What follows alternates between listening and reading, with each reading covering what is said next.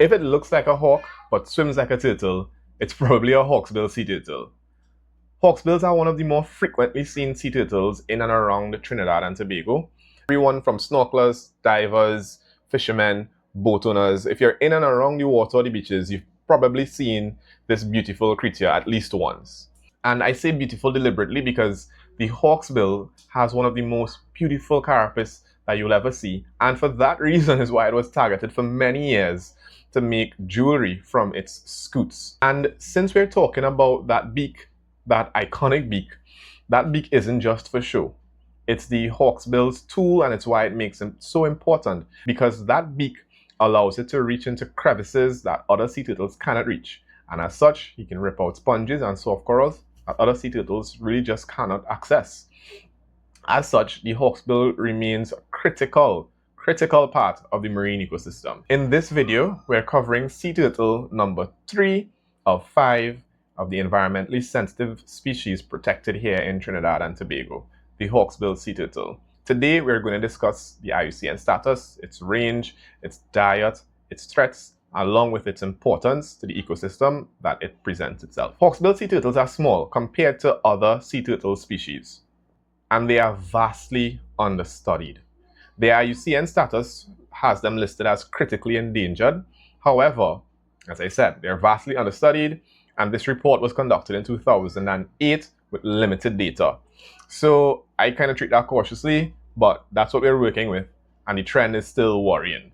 They're found throughout the tropics and subtropics of the Atlantic, the Pacific, and the Indian Ocean. So they're extremely widespread.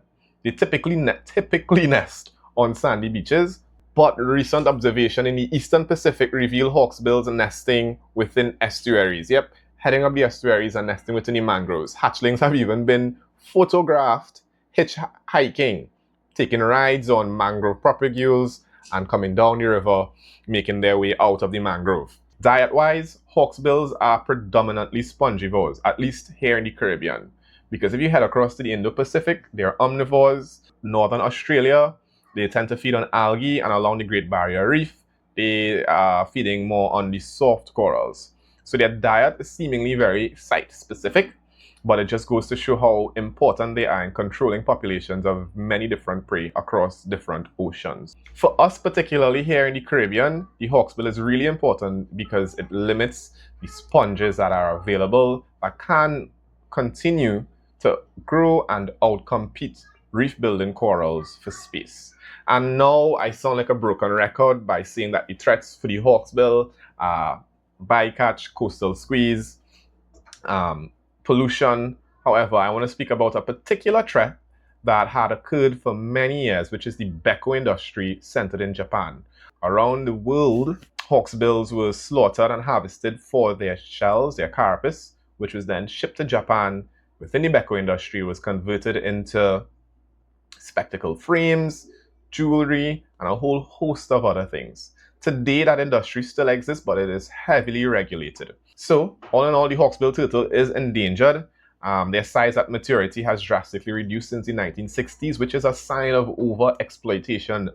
And we here in the Caribbean are depending on them to support any control of sponge populations. So this is another episode of Conservation Conversations with Adrian, and today we spoke about the hawksbill sea turtle. Have you guys ever seen one of these anywhere?